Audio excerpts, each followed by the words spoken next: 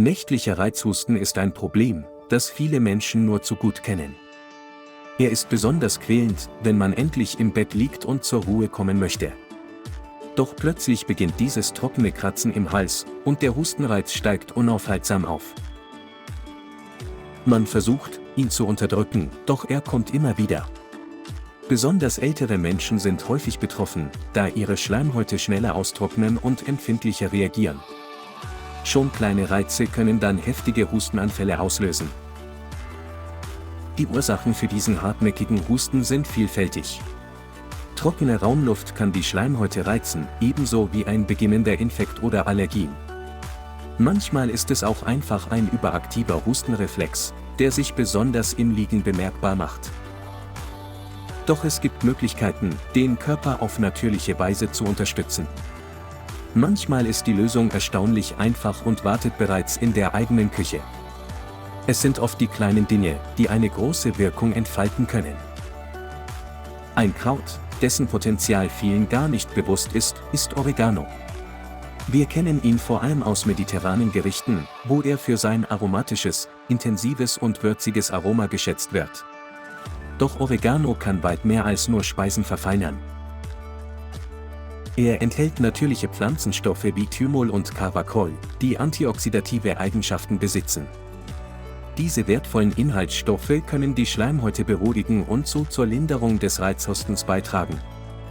Oregano ist natürlich kein Ersatz für eine medizinische Behandlung, aber er kann eine sanfte Unterstützung sein, besonders bei trockenem Reizhusten. Die Anwendung von Oregano als Hausmittel ist denkbar einfach. Man nimmt einen Teelöffel getrockneten Oregano und übergießt ihn mit heißem, aber nicht kochendem Wasser.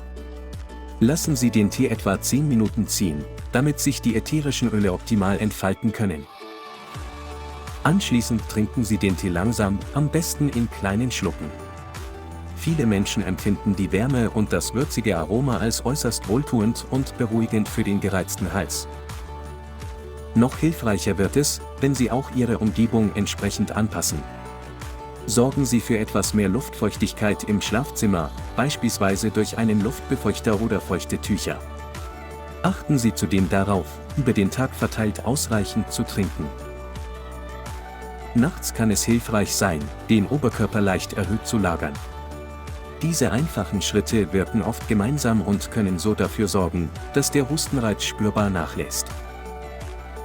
Das Besondere dabei ist, dass Oregano fast jeder zu Hause hat.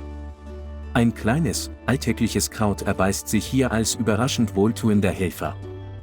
Es ist eine unkomplizierte und vertraute Möglichkeit, sich selbst etwas Gutes zu tun. Probieren Sie es aus. Vielleicht überrascht es Sie, wie gut Ihnen diese natürliche Unterstützung tut. Viele Menschen berichten von einem angenehm beruhigten Gefühl im Hals und von Nächten, die wieder deutlich ruhiger sind.